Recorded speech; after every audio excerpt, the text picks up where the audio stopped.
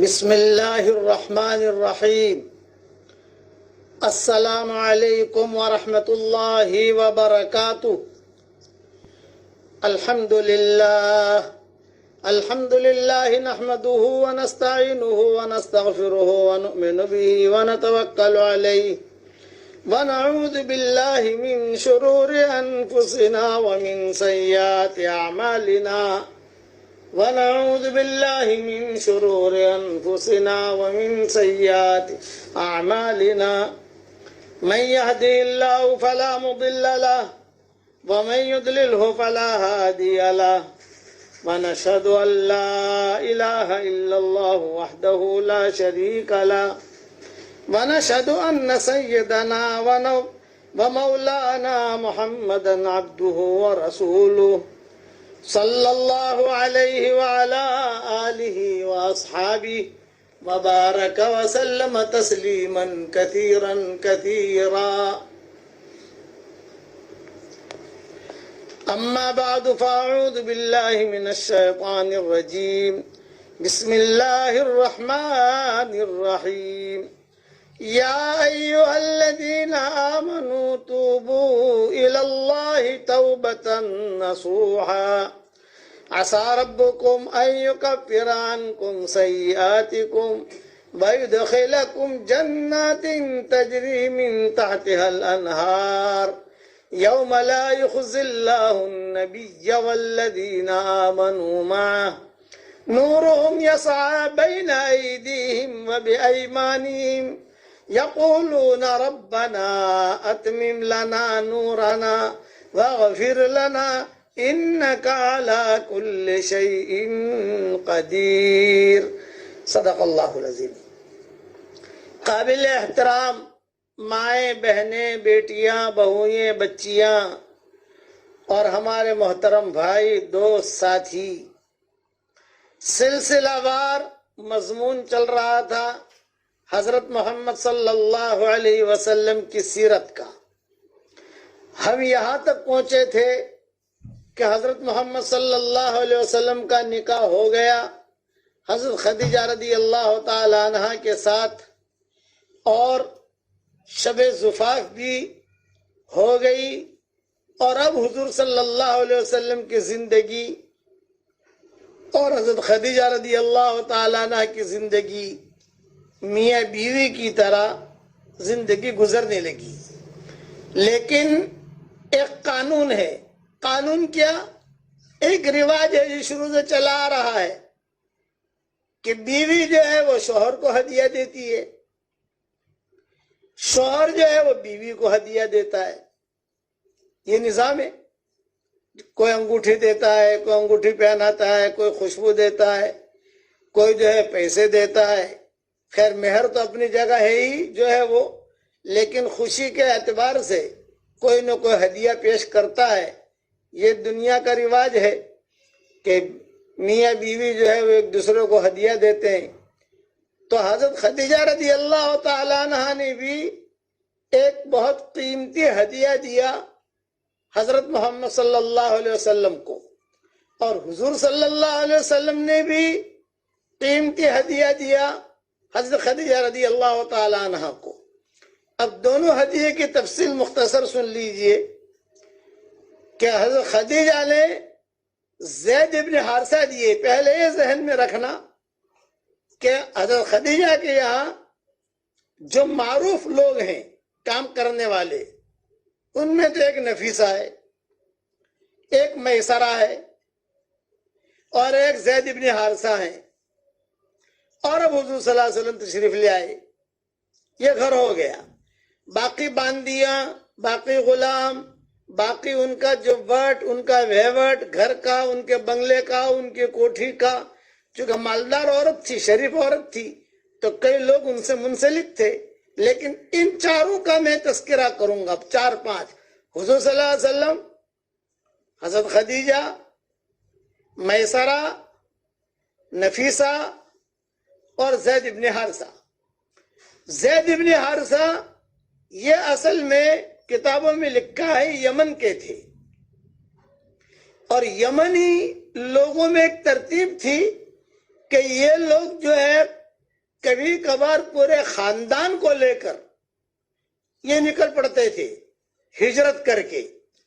اوس اور خزرج بھی اصل یمن کے ہیں، اور قبیلے بنی جرہم جو مکہ میں آباد ہوا وہ بھی یمن کے ہیں.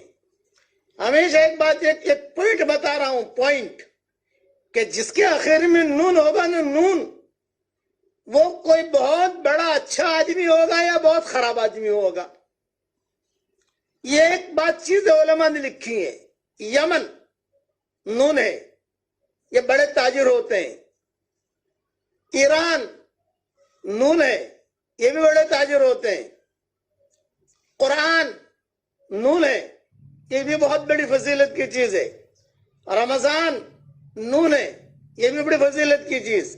شعبان نون ہے، یہ بھی بڑی فضیلت کی چیز. میمن یہ بھی آخر میں نون ہے، تو یہ بھی بڑے تاجر ہوتے ہیں. مومن وہ بھی آخر میں نون ہے، یہ بھی جو ہے بڑے تاجر ہوتے ہیں اور بڑے کام کرنے والے ہوتے ہیں.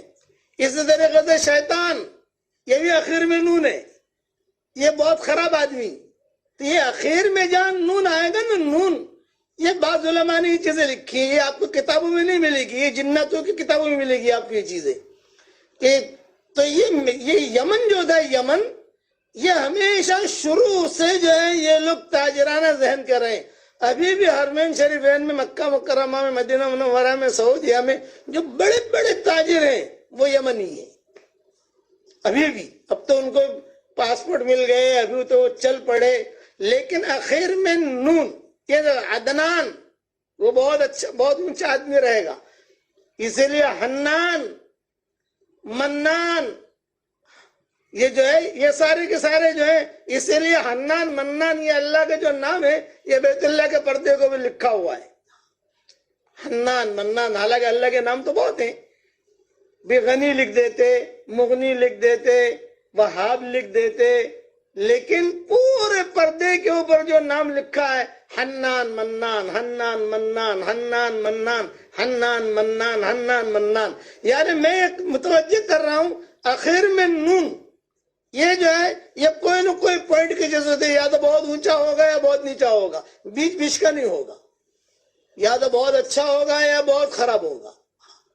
تو یہ یمن کے رہنے والے تھے. ان کی عادت یہ تھی کہ پورے کے پورے خاندان جو ہے مشورہ کر کے یہ لوگ نکل پڑتے تھے کہ چلو بھی اب یمن میں نہیں رہنا، ہمیں جانا ہے، کسی اور جگہ جا کر زندگی گزاریں گے.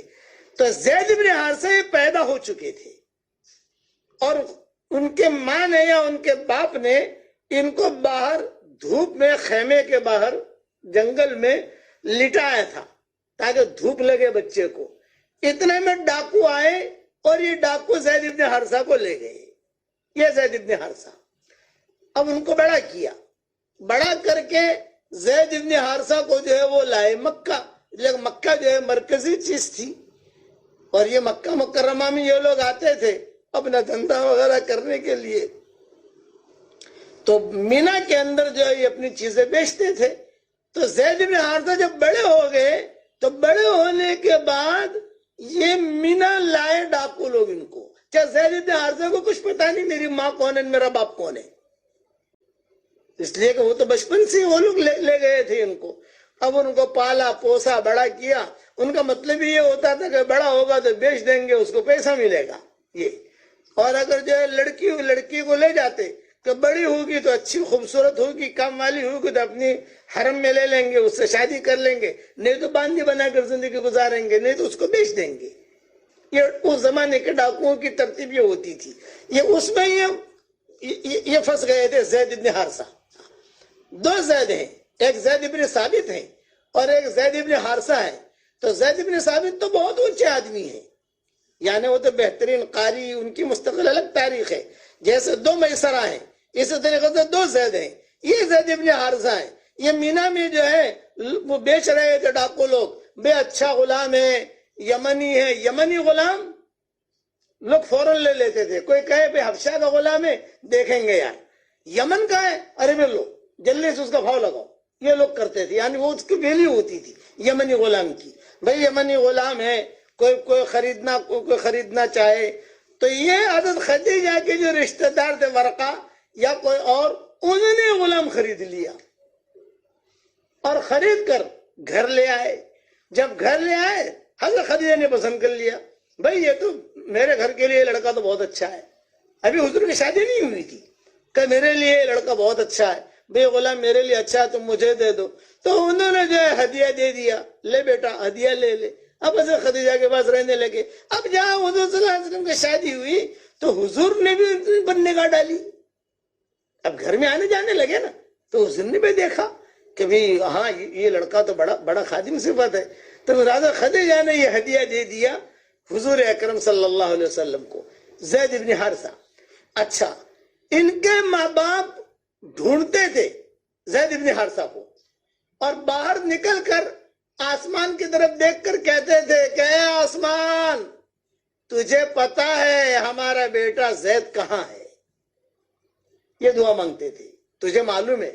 اے سورج تجھے بھی معلوم ہے, اے چاند تجھے بھی معلوم ہے, اور ہمیں خوشبو آ رہی ہے اس کی, وہ ہے کہیں لیکن تم لوگ بتاتے نہیں ہو. یہ اپنے انداز میں دعائیں مانگتے تھے کہ تو بتا. چاند روزانہ چاند کو کہتے تھے ان کے ماں باپ, ان کے بھائی بہن, ہمارا بھائی کہاں ہے, ہمارا بیٹا کہاں ہے. اب تو 5 سال ہو گئے, 10 سال ہو گئے, بچپن میں سے یہ الگ ہو گئے تھے, اب تو بڑے ہو گئے.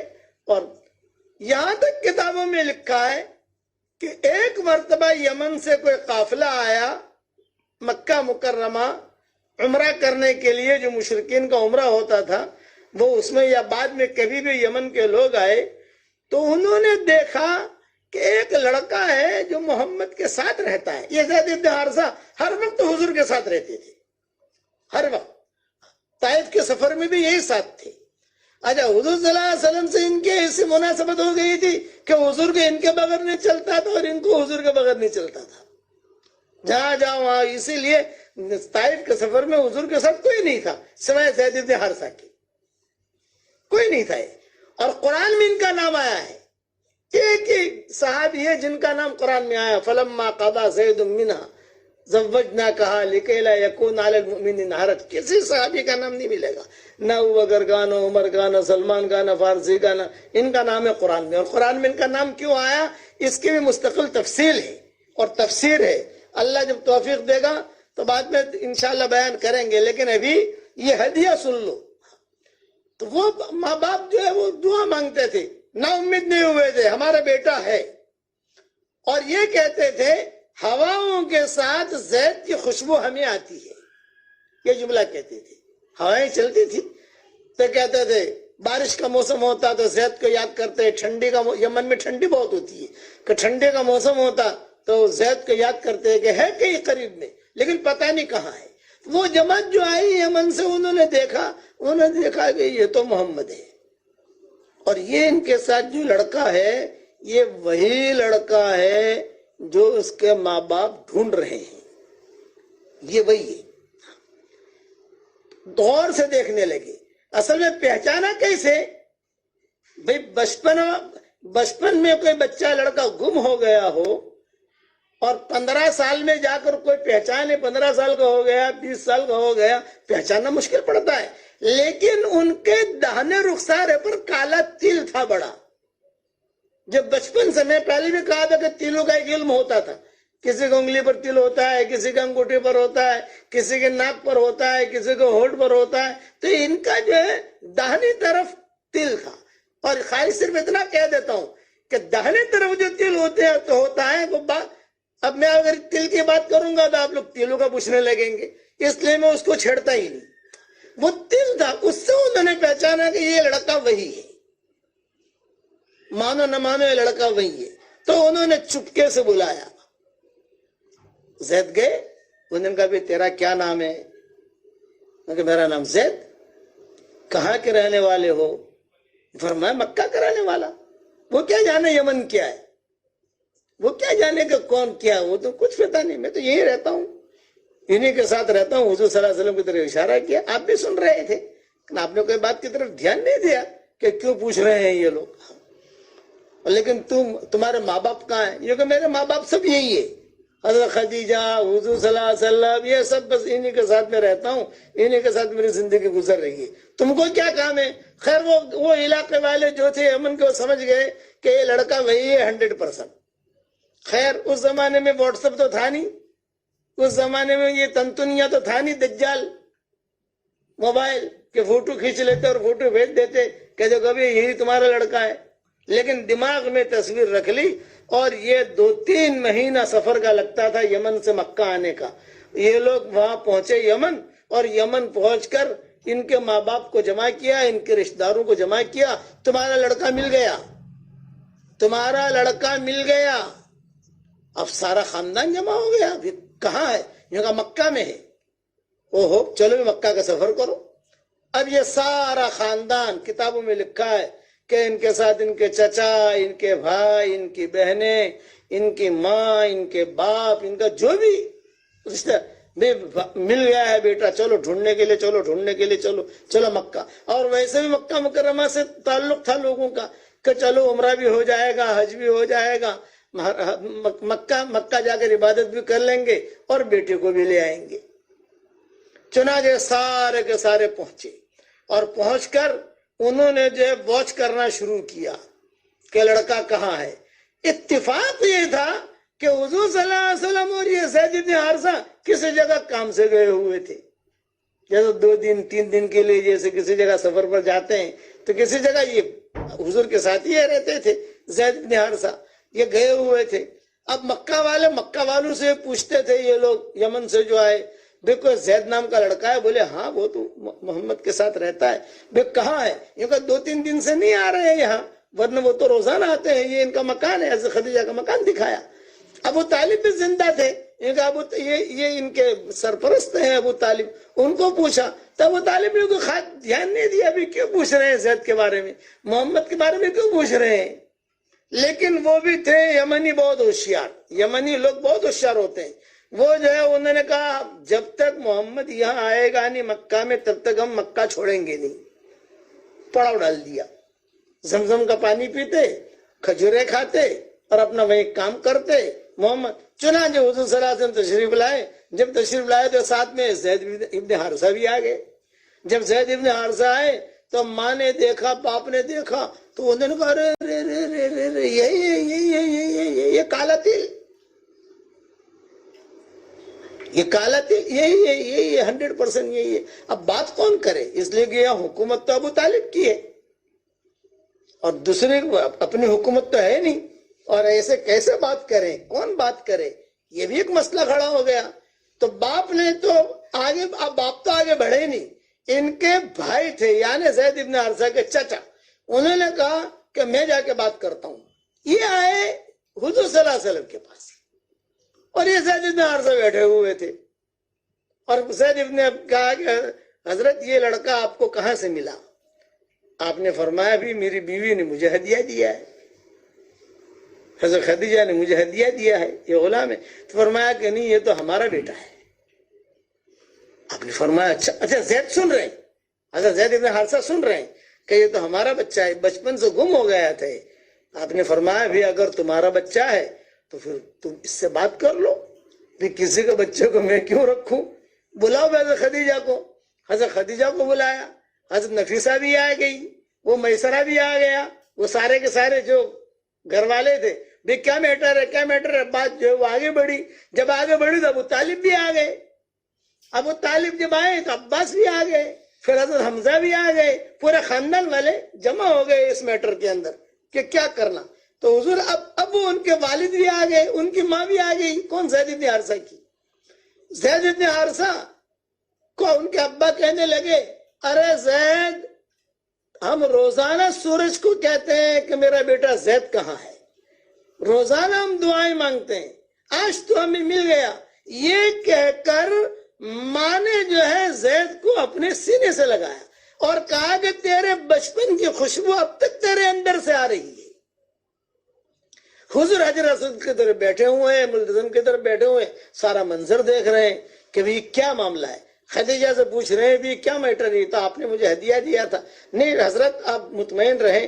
چنانچہ جب سب ملنے لگے تو زید ابن حارثہ بھی ترجمے پڑھنے لگے کہ بھئی میں تو آپ لوگوں کو نہیں جانتا، آپ لوگ کون ہیں؟ میں تو محمد کو جانتا ہوں، خدیجہ کو جانتا ہوں، آپ لوگوں کو نہیں جانتا۔ انہوں نے کہا نہیں، بچپن میں یہ ہوا تھا، یہ ہوا تھا، یہ ہوا تھا، یہ ہوا تھا۔ تو آپ نے فرمایا میں فیصلہ کرتا ہوں، میرے فیصلے پر خوش ہو، میں فیصلہ کرتا ہوں، میرے فیصلے پر خوش ہو۔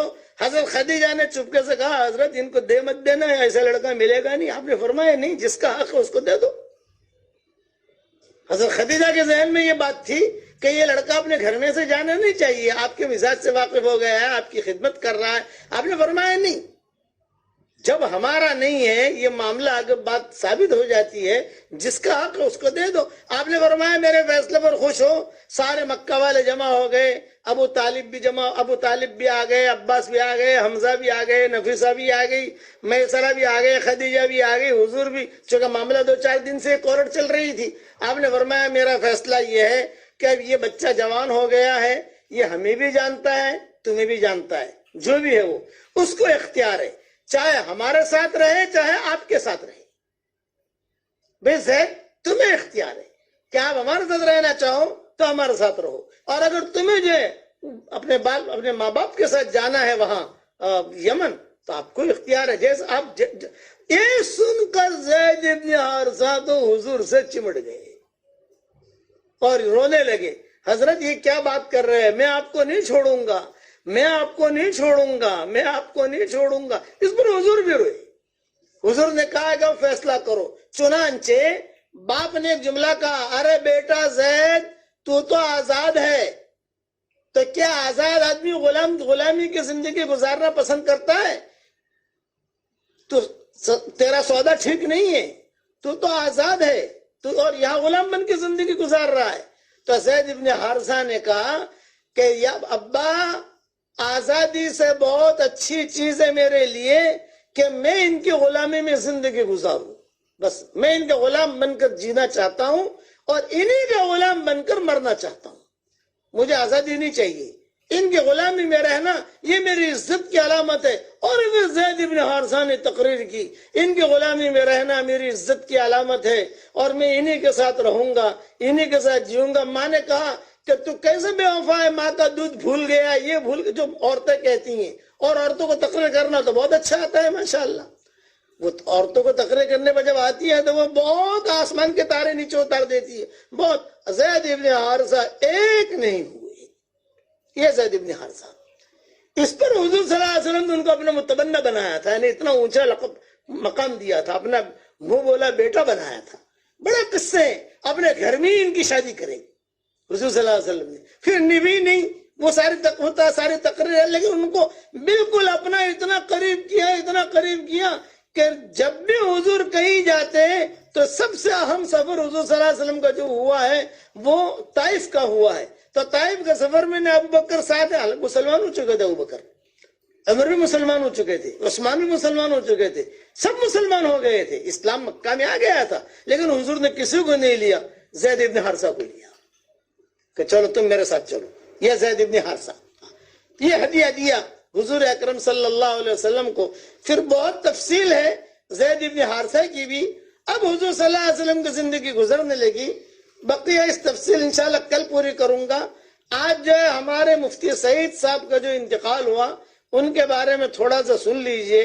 مفتی سعید احمد پالم پوری یہ بہت بڑے علماء میں تھے، ہمارے علاقے کے تھے، میرے گاؤں سے ان کا گاؤں تقریباً 15 سے 20 یا 25 کلومیٹر کے فاصلے پر ہوگا۔ میرے والد صاحب رحمت اللہ علیہ ان کو بہت اہتمام سے نظام الدین مرکز بنگلے والی مسجد میں ایک ہفتے کے لیے بلاتے تھے دیوبند سے، اور میرے والد صاحب رحمت اللہ علیہ ان کے لیے ٹھہرنے کا انتظام کرتے تھے۔ مفتی سعید صاحب جن کا آج ان کا انتقال ہوا ہے، اور بہت ہی، اور میرے والد صاحب رحمت اللہ علیہ اہتمام سے یہ کہتے تھے کہ مفتی صاحب میں نے آپ کو دیوبند سے بلایا ہے، اس لیے بلایا ہے کہ میرے بیان میں آپ بیٹھو اور میرا بیان سنو اور تنقیدی ذہن سے بیٹھو، یعنی مرید بن کر نہیں، بلکہ یہ کہ علمی میں جو بات کہتا ہوں وہ صحیح ہے کہ نہیں، قرآن حدیث سے کوئی بات ٹکراتی تو نہیں، چونکہ لوگ دنیا بھر میں میرا بیان سنتے ہیں اور میرے بیان کی پھر نقل کرتے ہیں، تو کوئی ایسی چیز نہ چلے دنیا میں، تو باقاعدہ اپنا نگران بنایا تھا میرے والد صاحب رحمۃ اللہ علیہ نے، یہ مفتی سعید پالم پوری رحمۃ اللہ علیہ کو۔ دونوں کو دونوں کمرے میں ہوتے تو دونوں چونکہ پالم پوری تھے، میں تو اپنے بچے میں شمار ہوتا تھا، خدمت کرتا ابا کی، چائے لانا ہے، تھیلی اٹھانی ہے، یہ کرنا ہے، وہ کرنا ہے، جو بھی نوجوان اب لڑکوں کی عادت ہوتی ہے۔ لیکن دونوں بزرگوں کو میں دیکھتا کہ ایک دوسرے سے جو ہے یہ گجراتی زبان جو چلیا لوگوں کی ہوتی ہے، چچ بولتے ہیں نا، چم سے چو جاتا شو گھاتو، اس طریقے سے دونوں باتیں کرتے تھے۔ اور میں سوچنے پر مجبور ہوتا تھا کہ ایک بہت بڑا عالم دیوبند کا، اور یہ بھی بہت بڑے یعنی والد صاحب رحمۃ اللہ علیہ لسان الدعوہ، اور دونوں یہاں آ کر بھائی بن جاتے ہیں، اور بھائی بن کر ایک دوسرے سے مذاق، ایک دوسرے کا جو ہے بہت اکرام احترام۔ پھر دونوں کو دونوں حضرت جی کے پاس جب جاتے تو حضرت جی کے پاس جا کر مفتی سعید پالم پوری رحمۃ اللہ علیہ ایک دم خاموش ادب کے ساتھ، ابا تو خیر ادب کرتے ہی تھے، ابا کا تو معاملہ اور تھا حضرت جی کے ساتھ، لیکن یہ مفتی سعید پالم پوری میں دیکھتا عصر کے بعد حضرت جی کے پاس جاتے، وہاں نیچے پارک ہوتا تھا وہاں نظام الدین میں، تو حضرت جی رحمۃ اللہ علیہ تھوڑا ٹہلتے تھے، تو وہاں ٹہلنے کے بعد پھر حضرت جی جو اپنا چارپائی پر بیٹھتے تھے، تو سامنے مفتی سعید صاحب بھی بیٹھ جاتے اور یہ ہمارے والد صاحب بھی بیٹھ جاتے۔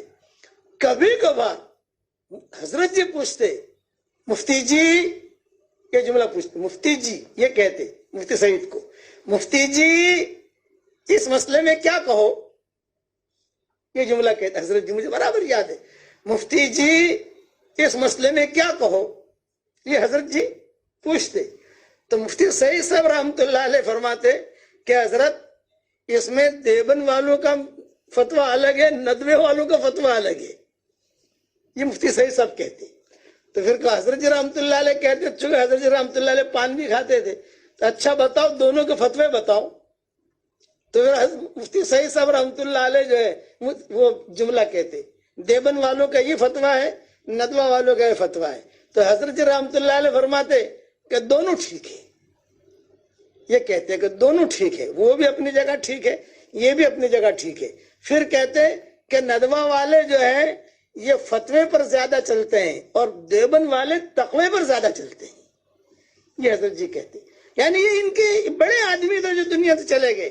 تو میں آپ اچھا ابھی چونکہ بمبئی میں ہی تھے مفتی سعید پالم پوری رحمۃ اللہ علیہ، 15ویں شعبان کی جو میری دعا ہوئی، دعا ہونے کے بعد پونے گھنٹے کی غالباً دعا تھی، مجھے پتہ نہیں ہے، تو ان کا فون آیا اور انہوں نے کہا بھائی مولوی یونس آپ کی پوری دعا میں نے سنی، یا خود ان کا فون آیا اور کہا پوری دعا میں نے آمین کہی، بس اپنی دعا میں ایک جملہ اور بڑھا دو۔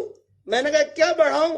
بولے یہ دو جملہ بڑھاؤ، اللہم انا نعوذ بک من کورونا، اس وقت کورونا وائرس شروع ہوا تھا، کہا اللہم انا نعوذ بک من کورونا، کورونا سے اللہ ہماری حفاظت کر، یہ ان کی میری بات ہوئی۔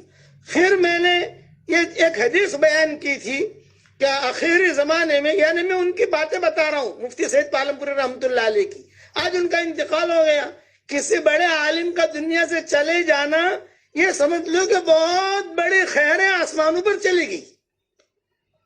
امام قرطبی رحمۃ اللہ علیہ فرماتے تھے کہ میں جب مر جاؤں گا تب قرطبہ والوں کو معلوم ہوگا کہ میں کون تھا۔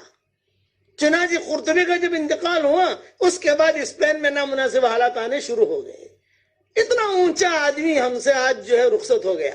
تو میں نے ایک حدیث بیان کی تھی اپنے واٹس ایپ کے سبق میں، کہ روزانہ جو میرے سبق آتے ہیں، کہ بھی آخری زمانہ میں مدینہ منورہ اتنا خالی ہو جائے گا، اتنا خالی ہو جائے گا کہ مدینہ منورہ میں کوئی بھی نہیں رہے گا، جنگلی بھیڑیے، جنگلی کتے اور شیر یہ مسجد نبوی میں داخل ہوں گے، اور داخل ہونے کے بعد مسجد نبوی کے جو ستون ہیں ان ستونوں پر پیشاب کریں گے اور ممبر پر جا کر پیشاب کریں گے، مطلب کہ کوئی ہوگا ہی نہیں تو اتنا جائیں گے اندر۔ اور پھر میں نے حوالہ دیا موطا امام مالک کا، اس پر مفتی صاحب کا فون آیا، یہ کہا بھی یہ آپ کا جو سبق تھا یہ میں نے سنا، اور جو آپ نے حدیث بیان کی وہ بھی میں نے سنی، لیکن بس میں تمہیں ایک نصیحت کرتا ہوں کہ تم نے موطا میں مالک کا حوالہ کیوں دیا؟ میں نے کہا میں نے موطا میں مالک میں پڑھا تو میں نے وہ حوالہ دیا۔ انہوں نے کہا یہ حدیث تو بخاری میں بھی ہے، یہ حدیث تو مسلم میں بھی ہے۔ اب انہوں نے ساری تقریر شروع کی، علمی تقریر۔ یہ 15ویں شعبان کے بعد کی چیز ہے، یہ علمی تقریر۔ فون پر کہتے رہے حافظ ابن حجر نے یہ لکھا ہے، فلاں نے یہ لکھا ہے، فلاں نے یہ لکھا ہے، فلاں نے یہ لکھا ہے۔ تو آپ جو بھی حوالہ دو تو اونچی کتاب کا حوالہ دو۔ بے موطا امام مالک بھی اپنی جگہ ٹھیک ہے، لیکن بخاری کا حوالہ دیتے۔ میں نے کہا بھی بخاری والے تو آپ لوگ ہو، وہ بخاری پڑھاتے تھے نا۔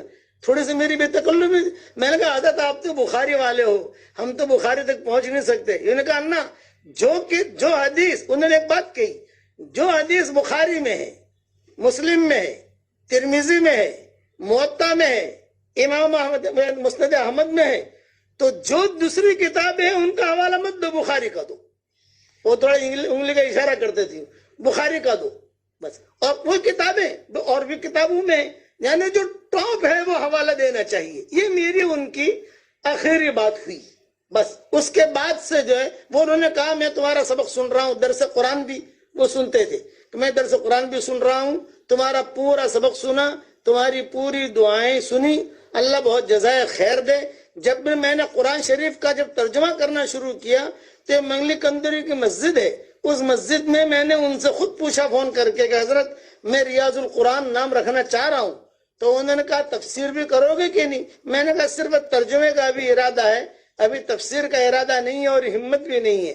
تو انہوں نے کہا ریاض کا معنی تو ہوتا ہے باغ کا، ریاض القرآن یعنی قرآن کا باغ، تو باغ میں تو پھول بھی ہوتے ہیں، باغ میں جو کئی قسم کے پھول ہوتے ہیں، تو تفسیر۔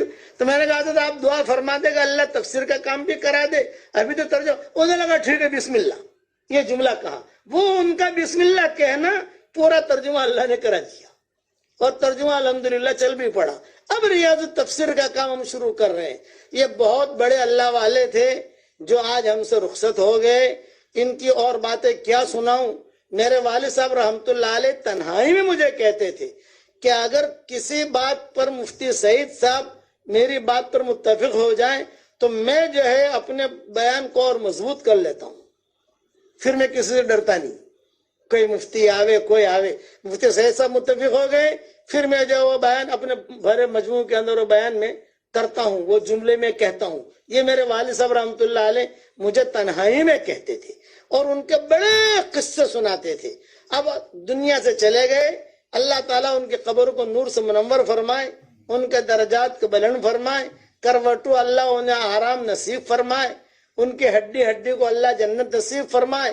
آپ سب حضرات سے خصوصی طور پر درخواست کرتا ہوں کہ مفتی صاحب ابھی کچھ فتوے دیں گے، یہ ہمارے مفتی حسین بھائی بھی انہی کے پاس پڑھے، بخاری ان سے پڑھی، بخاری شریف انہی سے پڑھی ہے، یہ جو کچھ ترمذی بھی، اور ترمذی بھی انہی سے پڑھی ہے، اور تقریباً 35 بڑی بڑی کتابیں لکھی ہیں مفتی سعید صاحب نے، کوئی 8 جلدیں ہیں، کوئی 12 جلدیں ہیں، کوئی 10 جلدیں ہیں۔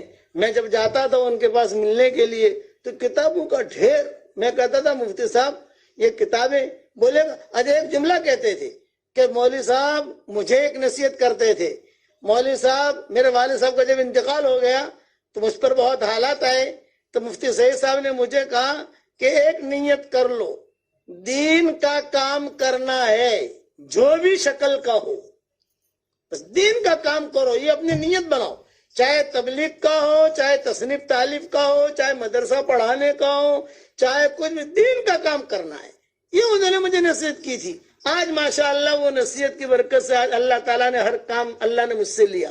میں نے بکھرے موتی لکھی تو میں نے مفتی سعید صاحب کو بھیجی بکھرے موتی، میری جتنی بھی کتابیں آتی تھی اس کا کسٹم مفتی سعید صاحب کرتے تھے، دیکھتے تھے اور اس میں کوئی غلطی ہو تو بتاتے تھے، یہ حدیث یہاں سے، یہ حدیث کی یہاں رکھو، یہاں رکھو۔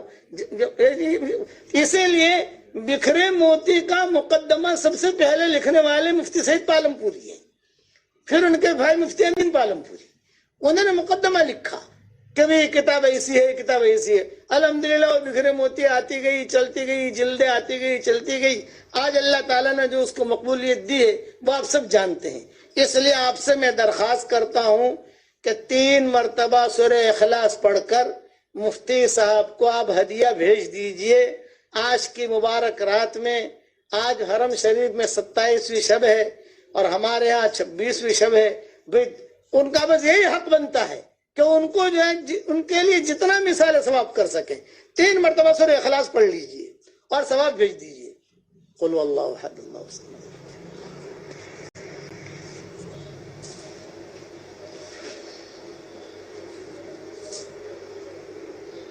کل آپ لوگوں کے سامنے صدقہ فطر سے متعلق کچھ مسائل آئے تھے، باقی کچھ مسائل باقی ہے، وہ آج آپ لوگوں کو بتا دیتا ہوں۔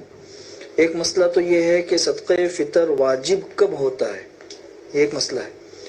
تو یہ سمجھ لیجئے کہ صدقہ فطر جو واجب ہوتا ہے یہ عید الفطر کے دن صبح صادق طلوع ہونے پر واجب ہوتا ہے، یعنی عید الفطر کے دن صبح صادق ہو گئی تو اب صدقہ فطر واجب ہو گیا۔ لہذا اگر کوئی شخص عید الفطر کے دن صبح صادق ہونے سے پہلے اگر انتقال کر گیا یا پہلے مالدار تھا اور عید الفطر کے دن صبح صادق ہونے سے پہلے غریب ہو گیا تو اب اس کے اوپر صدقہ فطر واجب نہیں رہا۔ لیکن اگر کوئی شخص صبح صادق ہونے سے پہلے پیدا ہو گیا، بچہ ہے، یا کوئی غیر مسلم تھا مسلمان ہو گیا، یا کوئی غریب تھا وہ مالدار ہو گیا، تو چونکہ عید الفطر کی صبح صادق اس حال میں ہوئی ہے کہ وہ مسلمان ہے، دنیا میں موجود ہے، مالدار ہے، تو اب اس کے اوپر صدقہ فطر واجب ہو جائے گا۔ دوسرا مسئلہ یہ ہے کہ صدقہ فطر کن چیزوں کا دینا ہے، کن چیزوں کا۔ عام طور پر لوگوں کے ذہن میں بیٹھا ہوا ہے کہ صدقہ فطر جو ہے یہ 2.25 کلو گیہوں یا اس کی قیمت، بس یہی صدقہ فطر ہے، حالانکہ ایسا نہیں ہے۔ حضور اکرم صلی اللہ علیہ وسلم سے 4 چیزیں ثابت ہیں، 4 چیزیں کہ حضور اکرم صلی اللہ علیہ وسلم، ایک تو گیہوں اگر دینا ہے تو نصف سا گیہوں یا اس کی قیمت، نصف سا کا مطلب 2.25 کلو گیہوں یا اس کی قیمت۔ دوسرا، اگر کسی شخص کو جو سے صدقہ فطر دینا ہے تو پھر 3.25 کلو جو یا اس کی قیمت۔ تیسری چیز ہے کشمش، اگر کسی شخص کو صدقہ فطر کشمش سے ادا کرنا ہے تو 3.25 کلو کشمش یا اس کی قیمت۔ چوتھی چیز کھجور ہے، اگر کسی شخص کو صدقہ فطر کھجور سے دینا ہے تو 3.25 کلو کھجور یا اس کی قیمت۔ یہ 4 چیزیں ہیں۔ لوگ سمجھتے ہیں کہ صرف 2.25 کلو گیہوں یا اس کی قیمت ہے، اس کے حساب سے دے دو تو صدقہ فطر ادا ہو گیا، ادا ہو جائے گا، لیکن جس کی جیسی حیثیت ہو اس حیثیت کے مطابق یہ 4 کیٹیگریاں ہے۔ ہر انسان اپنی حیثیت دیکھے اور اپنی حیثیت کے مطابق پھر وہ صدقہ فطر ادا کرے۔ حضور اکرم صلی اللہ علیہ وسلم کے زمانے میں صحابہ کرام اور حضور اکرم صلی اللہ علیہ وسلم یہ لوگ جو صدقہ فطر دیتے تھے یہ کشمش اور کھجور سے دیتے تھے، 3.25 کلو کھجور یا کشمش۔ کیوں؟ اس لیے کہ اسی کی پیداوار مدینہ میں زیادہ تھی، گیہوں کی پیداوار حجاز کے اندر نہیں ہوتی تھی۔ گیہوں جو ہے یہ یمن اور شام سے ایکسپورٹ ہوتے تھے مدینہ اور حجاز کے اندر، تو چونکہ گیہوں وہاں پہ بہت نایاب تھے اس لیے حضور اکرم صلی اللہ علیہ وسلم اور صحابہ کرام جو صدقہ فطر ادا کرتے تھے یہ کشمش اور کھجور ہی کا ادا کرتے تھے۔ اس لیے مسلمانوں کو بھی اس چیز کی طرف دھیان اور توجہ دینے کی ضرورت ہے کہ وہ ایسا صدقہ فطر نکالے کہ جس میں تھوڑا زیادہ پیسہ بھی نکلے اور غربا اور مسکینوں کا فائدہ بھی زیادہ ہو۔ اس چیز کو سامنے رکھتے ہوئے انشاءاللہ ہم صدقہ فطر ادا کریں گے تو بہت بہتر ہوگا اور یہ اقرب الی سنت بھی ہے۔ تیسری بات یہ دھیان میں رکھیے کہ صدقہ فطر جو ہے نا وہ معاف نہیں ہوتا۔ جیسے بعض عبادتیں ہوتی ہے کہ وقت کے نکلنے سے اب اس کی قضا ختم، تو ایسا نہیں ہے۔ صدقہ فطر عید کے دن اگر کوئی تھا تو واجب ہو گیا۔ اگر بہتر تو یہ ہے کہ عید الفطر میں عید کی نماز پڑھنے سے پہلے نکال دے، لیکن اگر عید کی نماز پڑھنے سے پہلے کوئی نہیں نکال سکا تو پھر یہ صدقہ فطر معاف نہیں ہوتا۔ اس دن دے، دوسرے دن دے دے، تیسرے دن دے دے، چوتھے دن دے دے، جب بھی اس کے پاس گنجائش ہو اس وقت میں دے دے۔ چوتھا اور آخری مسئلہ یہ دھیان میں رکھیے کہ بہت سے مرتبہ ایسا ہوتا ہے کہ باہر کے ممالک کے اندر رہنے والے لوگ اپنے رشتہ داروں کو کہتے ہیں کہ بھئی آپ ہندوستان میں ہو تو ہندوستان میں صدقہ فطر ادا کر دو ہماری طرف سے۔ تو لوگ پوچھتے ہیں کہ اس میں کون سی قیمت کا اعتبار کریں، ہندوستان کی قیمت کا اعتبار کرے یا جس ملک میں وہ رہتا ہے اس ملک کی قیمت کا اعتبار کرے۔ تو ایک دم صاف سیدھا مسئلہ ہے کہ اگر یہاں جیسے آپ کا کوئی رشتہ دار امریکہ میں رہتا ہے، انگلینڈ وغیرہ میں رہتا ہے، اس نے آپ سے کہا کہ بھئی آپ ہندوستان میں میری طرف سے صدقہ فطر ادا کر دو، تو اگر آپ جو ہے نا گیہوں صدقہ فطر میں دے رہے ہیں یا کشمش دے رہے ہیں یا کھجور دے رہے ہیں یا جو دے رہے ہیں، تو ظاہر سی بات ہے ہم گیہوں لیں گے تو یہاں کی قیمت کے حساب سے ہی لیں گے، کشمش لیں گے تو یہاں کی قیمت کے حساب سے لیں گے. تو 3.25 کلو کشمش لے لو صدقہ فطر ادا کر دو، 3.25 کلو کھجور لے لو صدقہ فطر ادا کر دو، اور 2 کلو یہ گیہوں ہے اس کو ادا کر دو. لیکن اگر قیمت آپ ادا کر رہے ہیں قیمت، تو پھر قیمت وہاں کے ملک کے حساب سے ادا کرنی ہوگی. جیسے اس نے کہا کہ بھئی 2.25 کلو گیہوں کی جو قیمت ہے وہ ادا کر دو، یا 3.5 کلو جو یا کشمش یا کھجور جو ہے نا اس کی قیمت ادا کر دو. تو وہاں 3.5 کلو جو کی جو قیمت ہوگی یا 3.5 کلو کھجور یا کشمش کی جو قیمت ہوگی، وہ قیمت اسے بھیجنی ہوگی اور وہ قیمت ادا کی جائے گی. تو اگر یہ جن سے ہے، اگر یہی صدقہ فطر میں ادا کرنی ہے تو پھر یہ خرید اور یہ ادا کر دو یہاں کی قیمت کے حساب سے. اور اگر قیمت ادا کرنی ہے تو پھر جس ملک میں انسان رہتا ہے اس ملک میں اس جنس کی کیا قیمت ہے، اس قیمت کے حساب سے صدقہ فطر ادا کرنا ہوگا. یہ آج صدقہ فطر کے جو بنیادی مسائل تھے یہ آج ختم ہو گئے. کل انشاءاللہ عید الفطر سے متعلق کچھ باتیں آپ لوگوں کے سامنے بیان کر دی جائے گی. اور ہمارے استاد حضرت مفتی سعید صاحب پالن پوری کے بارے میں ہمارے والد صاحب نے جو باتیں ارشاد فرمائی اسے دھیان میں رکھے، ان کے لیے ایصال ثواب کرے، اور اللہ تبارک و تعالیٰ ان کے نقش قدم پر ہم سب کو چلنے کی توفیق نصیب فرمائے، اس کی دعا بھی کریں. اللهم صل على محمد وعلى آل محمد كما صليت على إبراهيم وعلى آل إبراهيم إنك حميد مجيد. اللهم يا رب صل وسلم دائما أبدا على حبيبك خير الخلق كلهم. اللهم صل على سيدنا محمد بن عبد الله القائم بحق الله ما ضاق أمر إلا فرجه الله. اللهم لك الحمد كما أنت أهله، وصل وسلم على سيدنا محمد كما أنت أهله، وافعل بنا ما أنت أهله، فإنك أهل التقوى وأهل المغفرة. اللهم آت نفوسنا تقواها وزكها أنت خير من زكاها، أنت وليها ومولاها. اللهم الطف بنا في تيسير كل عسير، فإن تيسير كل عسير عليك يسير. ونسألك اليسر والمعافاة الدائمة في الدين والدنيا والآخرة.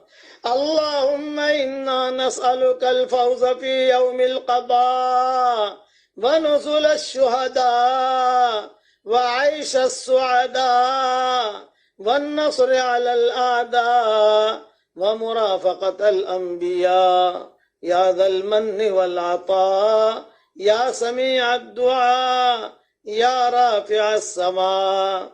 اللهم إنك مليك مقتدر، ما تشاء من أمر يكون. اللهم فاطر السماوات والأرض عالم الغيب والشهادة، أنت تحكم بين عبادك فيما كانوا فيه يختلفون. اللهم إنا نعوذ بك من زوال نعمتك وتحول عافيتك وفجاءة نقمتك ومن جميع سخطك، برحمتك يا حنان يا منان. اللهم إنا نعوذ بك من كل عمل يخزينا، ونعوذ بك من كل عمل يلهينا، ونعوذ بك من كل فقر ينسينا، ونعوذ بك من كل غنى يطغينا، ونعوذ بك من كل فقر ينسينا، ونعوذ بك من إبليس وجنودي، ونعوذ بك من أن تصد عنا وجهك يوم القيامة.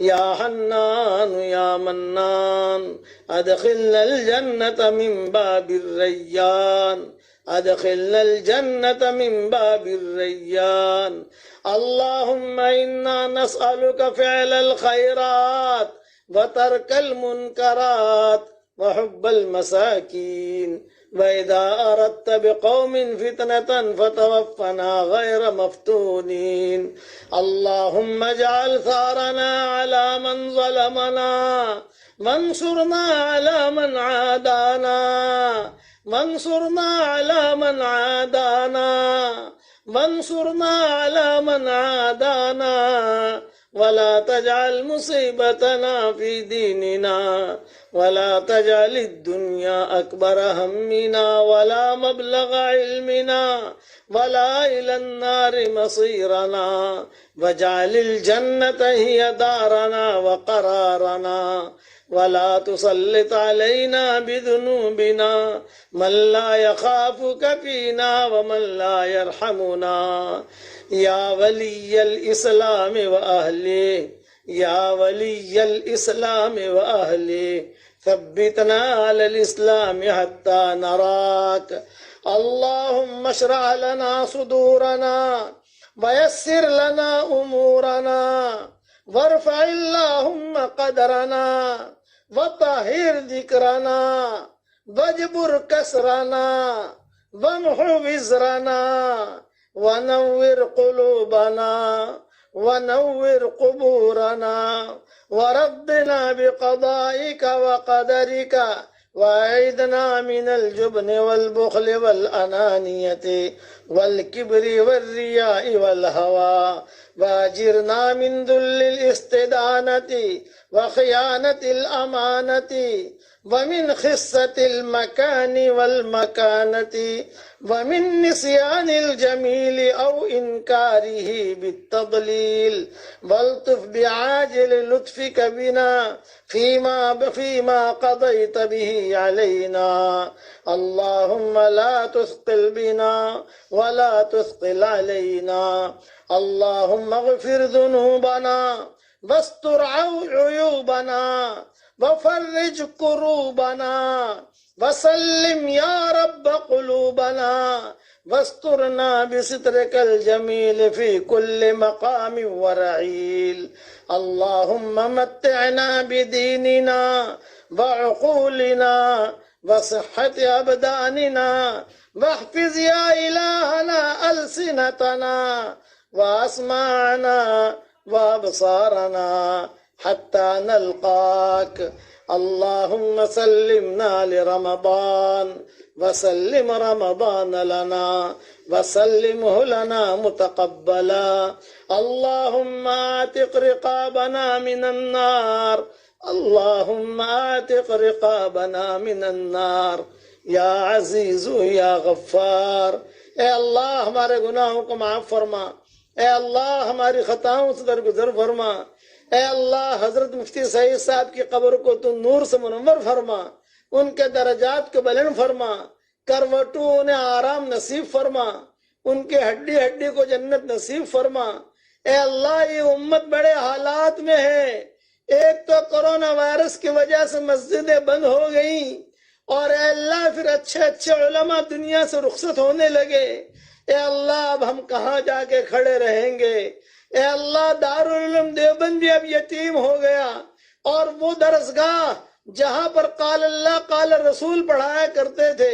اور جہاں پر بخاری کا درس دیتے تھے اور جہاں ترمذی کا درس دیتے تھے اے اللہ عالم کا مرنا عالم کا مرنا ہوتا ہے اے اللہ ہم تو تیری رضا پر خوش ہیں ہم تو تیری قضا پر خوش ہیں آپ جو فیصلہ کریں ہم خوش ہیں لیکن اے اللہ ہمیں ان کا بہترین نعم البدل عطا فرما بہترین نعم البدل عطا فرما اے مولا کریم یہ رمضان کا مہینہ آیا بھی اور رہا بھی اور چلا بھی اور چلا اوپر ہے یہ بہت خوبصورت مہمان بہت عزت والا مہمان بہت شرافت والا مہمان اے اللہ یہ آیا بھی اور ہم میں رہا بھی اور اب یہ گویا کہ اپنے سفر کی تیاری میں ہے کچھ ہی راتیں رہ گئی اے اللہ اس کی قدر کرنے کی توفیق عطا فرما اے اللہ ہم نے کتابوں میں پڑھا ہے اور ہم نے دیکھا ہے کہ اچھا مہمان جب آتا ہے تو پورے گاؤں والے پورے علاقے والے خوش ہوتے ہیں کہ اچھے مہمان آئے ہیں. جب رہتے ہیں ایک دینی ماحول رہتا ہے. پھر کچھ دن رہ جاتے ہیں سفر کے اور اپنے اپنے سفر کی تیاری کرتے ہیں واپسی کی, تو گاؤں والے علاقے والے کہتے ہیں کہ اب وہ مزہ نہیں رہے گا. اے اللہ اسی طریقے پر یہ مہمان یہ آیا اور رہا, اب یہ واپسی کا سفر کی تیاری میں ہے. ہم تو اتنا کہیں گے اس کے آنے کو بھی قبول فرما, اس کے رہنے کو بھی قبول فرما اور اس کے جانے کو بھی قبول فرما. اے اللہ ہم نے کتابوں میں پڑھا ہے کہ آخری راتوں میں تیری رحمت کو جوش آتا ہے اور ٹوٹ ٹوٹ کر تو گناہوں کو معاف کرتا ہے, اور تو اے اللہ اپنی رحمت کی چادر کو پھیلا دیتا ہے. اے مولا کریم یہ آخری راتیں اور یہ وداعی راتیں جو چل رہی ہیں, اے اللہ اس میں تو ہم سب کو معاف فرما دے اور ہماری پریشانیوں کو دور فرما دے. اچانک کا خیر ہمیں نصیب فرما, اچانک کے شر سے ہماری حفاظت فرما. اے اللہ خیالات کے گناہوں سے بھی تو ہماری حفاظت فرما, خیالات کے گناہوں سے ہماری حفاظت فرما. اے اللہ ہماری دل کی کھڑکیوں کو کھول دے. اے اللہ تیری طرف سے جب ربانی لہریں چلیں اس وقت ہم غفلت میں نہ ہو. یہ رمضان المبارک کا مہینہ ہے, جب بھی تیری طرف سے ربانی لہریں چلیں ہم غفلت میں نہ ہو, بلکہ ہمارے دل میں وہ ربانی لہریں داخل ہو رہی ہوں. تو اس کی غیب سے صورت شکلیں پیدا فرما. اے اللہ جنت کے دروازے کھلے ہوئے ہیں, جہنم کے دروازے بند ہیں, اور شیطان بھی اے اللہ قیدوں میں ہے. لیکن اے اللہ یہ کورونا وائرس کے شیطان سے بھی تو ہماری حفاظت فرما. اے اللہ اس بیماری کو دور فرما دے. اے اللہ یہ تو تیرا غلام اور تیری باندی ہے, تیرا چاہ لینا کافی ہے. اے اللہ ہر قسم کی برائی سے تو ہماری حفاظت فرما. اے اللہ پوری انسانیت پریشان ہے. یہ بیماری آئی سے بیماری آئی کہ پوری انسانیت پریشان ہے, جانور بھی پریشان ہے. اور اے اللہ سارے دروازے بند ہو چکے ہیں, صرف آپ کا دروازہ کھلا ہوا ہے. اے کریم کرم کا معاملہ فرما دے, اے رحیم رحم کا معاملہ فرما دے. ہماری زندگی کا یہ آخری رمضان نہ ہو, بلکہ اللہ بار بار ہمیں یہ راتیں مل رہی ہوں. آج کی رات حرمین شریفین کی 27ویں رات ہے اور ہمارے یہاں کل ہے 27ویں رات. یہ راتیں تیری ہیں. اے اللہ یہ وہی راتیں ہیں جن میں قرآن کی تو نے کہا ہے اِنَّا أَنزَلْنَاهُ فِي لَيْلَةِ الْقَدْرِ وَمَا أَدْرَاكَ مَا لَيْلَةُ الْقَدْرِ لَيْلَةُ الْقَدْرِ خَيْرٌ مِّنْ أَلْفِ شَهْرٍ. اے اللہ یہ وہی راتیں ہیں کہ جبریل علیہ السلام کو بھی حکم ہوتا ہے زمین پر جاؤ. حضور صلی اللہ علیہ وسلم کا جب انتقال ہو رہا تھا تو جبریل نے ایک جملہ کہا تھا, اے پیارے نبی اب میری چھٹی, اب میں زمین پر نہیں آؤں گا, لیکن آپ کی امت ایسی برکت والی امت ہے کہ اس کے لیے مجھے سال میں ایک رات میں آنا پڑے گا. ایک رات میری ڈیوٹی لگے گی زمین پر.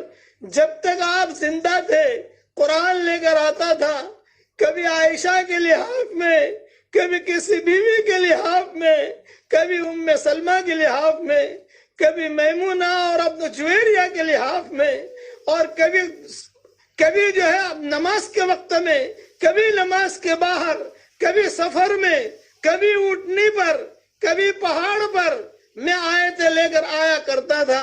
لیکن اب اے اللہ اب جو ہے حضور صلی اللہ یعنی جبریل بات کر رہے ہیں حضور سے کہ اب جو ہے میری ڈیوٹی ختم, آپ کا انتقال ہو گیا, آپ کی روح پہنچا دی گئی, اب زمین پر میری کوئی ڈیوٹی نہیں ہے. اس لیے کہ اب کوئی نبی آنے والا نہیں ہے.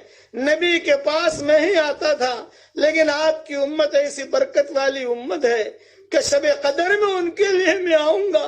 اے اللہ یہ وہی راتیں ہیں, کچھ پتہ نہیں کون سی رات میں جبریل آئیں گے.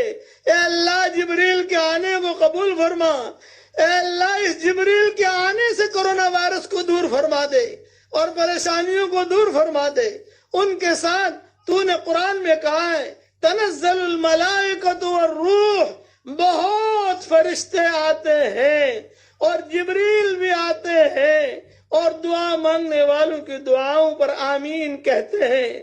یہ وہ راتیں ہیں، اے اللہ جتنی گھڑیاں رہ گئیں تو ہمیں قدر کرنے کی توفیق عطا فرما، اور اے اللہ ہماری زندگی کا آخری رمضان نہ بنانا بلکہ بار بار ہمیں مل رہا ہو تو اس کی غیب سے صورت شکلیں پیدا فرما۔ اے اللہ ہمارے گناہوں کی وجہ سے مساجد کے دروازے بند ہو گئے، مسجد کے کھوٹے رو رہے ہیں، حرمین شریفین کے دروازے بھی انتظار میں ہیں، حرمین شریفین کے ستون بھی انتظار میں ہیں کہ کہاں چلے گئے، کہاں چلے گئے وہ لوگ جو ہم سے ٹیک لگا کر بیٹھتے تھے۔ خاص طور سے یہ راتوں میں حرم بھرا ہوا رہتا تھا، کعبہ بھی دکھتا تھا اور صفا مروہ بھی بھرا ہوا رہتا تھا۔ اب صفا مروہ خالی، کعبہ بھی خالی۔ اے اللہ جو کسی وجہ سے ہم وہاں نہیں پہنچ سکے، امت وہاں نہیں پہنچ سکی، لیکن اے اللہ آپ تو موجود ہے۔ اے اللہ کعبہ تک نہیں پہنچ سکتے لیکن آپ تک تو پہنچ سکتے ہیں۔ اے اللہ تو ہمیں اپنا قرب عطا فرما۔ اللہم اجعل لنا عندک ولیجہ واجعل لنا عندک زلفیٰ وحسن مآب۔ اے اللہ ہمیں تیرا رازدار بنا دے، ہمیں تیرا رازدار بنا دے، تیرے خاص بندے بندیوں میں شامل فرما دے۔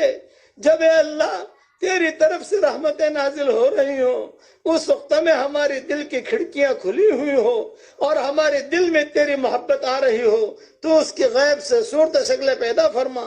اے اللہ باہی اور جاہی گناہوں سے بچا لے اور باغی اور طاغی بننے سے بچا لے، ہمیں صالح بنا دے، طالح بننے سے بچا لے، ہمیں صالح بنا دے، طالح بننے سے بچا لے، ہمیں صالحہ بنا دے اور طالحہ بننے سے بچا لے۔